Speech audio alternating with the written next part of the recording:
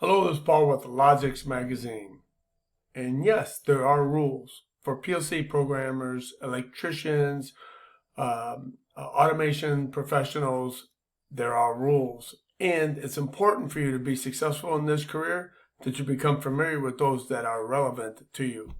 So we're going to go ahead and get started right here. But before we do, if you've never been here before, you want to learn more about how to grow your automation and PLC programming career, go ahead and subscribe and hit that bell. That way you'll be notified every time we produce a video, all right? Okay, so let's go ahead and get started here. So there are rules, there are guidelines, and the reason for these rules and these guidelines and these standards is to keep you, the professional, and everyone else who is in the vicinity of your electrical work safe. That's the whole purpose. That's the whole guidelines.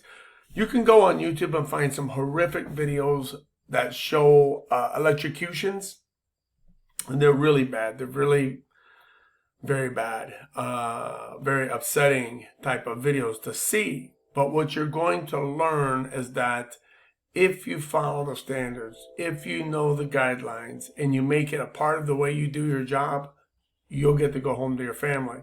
More importantly, you're not going to hurt somebody else. That's real important that you understand. It's not just you that you need to protect. It's your work. The goal is that it become functional safely, that your work actually works, that your control work, your electrical work, actually does what it needs to do safely so that everyone else can go home to their family. So I don't want to beat that to death, but that's why we need to be familiar with these. Besides the fact that there are some standards and guidelines that will keep you out of trouble if you break them. Now, a couple of things to know here. Every locale treats these rules and guidelines differently. There are some standards that should always be followed. But it's not like they have police that run around and make sure that you follow every rule. The closest in America, a lot of times, is OSHA. Now, the second thing is that different locales implement them differently.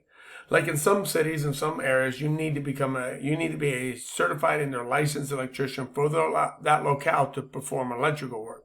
In some locales, you don't. No rules, no guidelines, no nothing. Now, you should still follow these best practices, these standards, and these guidelines that we'll share with you today.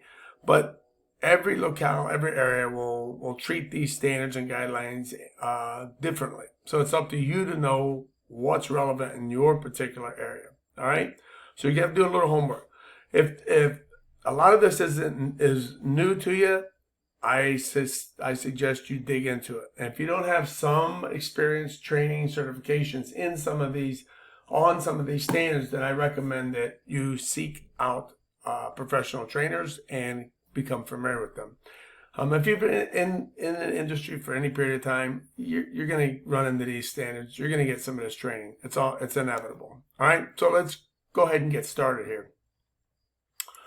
Okay, so what do we got? Let's start. The National Electrical Code, all right? So the NEC, as it's best known, is an organization that sets standards for electrical, all right? Now, this is nationwide. NEC even goes, I believe, up into Canada, and some areas of Mexico follow it because they produce products that are exported to the United States. So a couple of let's go down and go down here and look at some of these. So the NEC Article 501 is an important one. All right, as you can tell, it's wiring methods. Right here, 501.15. We got surge protection .35, transformers, capacitors .100, meters, instruments, and relays, switches, circuit breakers, motor controls, and fuses, etc. This PDF that I have right here, I will put a link in down below so that you can review this, and they are linkable. So no, they're not. I stand corrected. So a lot of information's in this PDF. There's 196 pages, and it goes into discussing what these NEC standards are. All right, so there's a lot of relevant information that is worth becoming familiar with right here. Now, I can't go into all these in great depth. It's literally overwhelming. Take a look at these, sort through them to those areas that are relevant to you, and then do some reading. Okay. All right, another organization. Let's see if I can find what I'm looking for. Let's delete that. Okay. So the ULC, or the UL, as it's often referred to, is Underwriters Laboratory. Let's see if I can find what I was looking for. Obviously, I was looking some of this up so that you would have some reference. A lot of the stuff I have is I bought the books, the manuals that you can purchase. For example, here it is right here. So you got the NEC 70B, for example, one that I had to do a little brush up reading on for a few standards and a few guidelines and some documents. And there's quite a bit of information. This here is a, this thing's got to be 300-400 pages at least. So 300 pages, I think. So it's pretty deep, but I only need certain areas out of there, okay, that I need to be familiar with. So here in the UL standards, right, there are a lot of them, and some of them are relevant to me in particular. So 60947, which is in the UL is 508, all right, but so here we got standards for industrial control equipment. So UL 508, industrial control equipment. 508A is industrial control panels. 508C, power conversion equipment, etc. So these become important to you. UL 62, flexible cords and cables. Read these standards. Go online. I'll have a link for a better reference than the one I'm sharing with you now for the UL. There's a PDF that I have somewhere that goes in depth for on these standards. All right. So of note here is UL is one of several companies approved to perform safety testing by the U.S. federal agency OSHA, Office of Safety and Health Administration.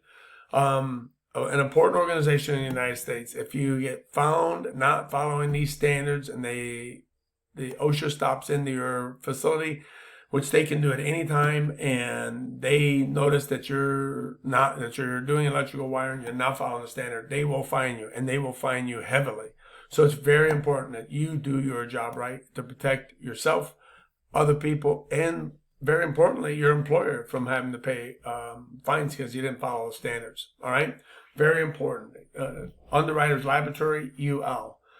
Another standard organization is NEMA. These NEMA and the IEC are two organizations that refer to organizations that build electrical devices. Normally, those are the two that focus on that part of our industry, right? So NEMA, National Electrical Manufacturers Association, has standards. Okay, so for example, enclosures, a NEMA, NEMA 12 enclosure, here we go, are intended for general purpose indoor use. The NEMA 12 and 12K enclosure protect against dripping and splashing water, are rust resistant, do not include knockouts. So knowing what rating your enclosure is, or what rating you need to have for an enclosure it's important that you know this. And I'll tell you a short story. When I first was buying some enclosures for projects, I didn't know what this standard is. And I bought the wrong one.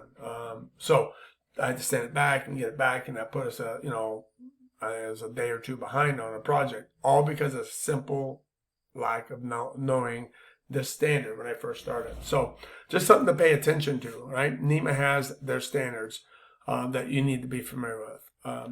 Okay, for another example, IEC is the International Electrotechnical Commission. And for those of you who are new, you may be familiar with NEMA and IEC devices. You may be familiar with NEMA and IEC prints, electrical prints. There's a different style difference. there. So these should become two organizations you're somewhat familiar with, at least when it comes to devices, you know, a NEMA motor start, NEMA 2, size 2, motor start, or whatever, you know. So I'm sure you've heard of some of these terms, right? Let's see, what did I not cover? So a couple of particular ones I wanted to point out. The National Fire Protection Association. This one's also really important in the States. I think in Canada and Mexico, they also follow these standards. So for me personally, the NFPA 70B, as I pointed out a few minutes ago, was one that I had to take some training in. NEC 70, NFP 79, electrical standard for industrial machinery. I had to take some training in that. And one related to arc flash as well. So needless to say, in the States, you're going to be exposed to a lot of these different standards. You should take every opportunity to go to this training and become familiar with it. Obtain the manuals, read through them. Look, you don't have to master every word, but you got to look at the areas, sections of the standards that hold areas that you need to be familiar with, okay?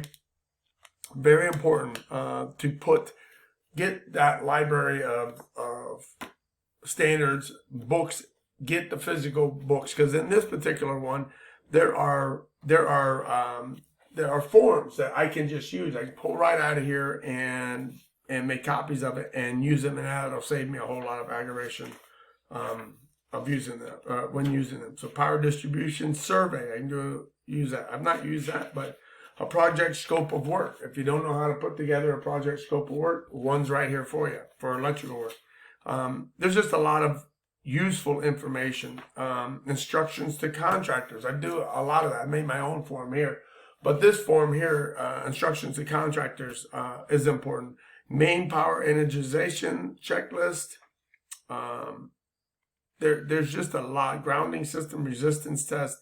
Some of this is going to be relevant to you. Some of it's not specifically. But here, electrical symbols, very important, especially being new. Sometimes, you know, you may not be familiar with a symbol. So this is a good reference book. I keep it on my shelf for those times when I need to refer to it. All right. So essentially, what I want to do is share with you that there are several standards.